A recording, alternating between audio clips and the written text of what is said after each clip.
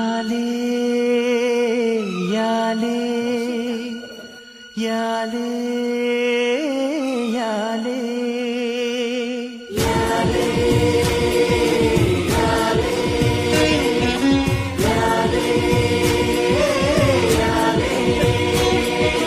ಅವಳೊಂದು ಅಂದದ ಉಯ್ಯಾಲೆ ಗೊಂಬೆ ಗೊಂಬೆ ದಂತದ ಗೊಂಬೆ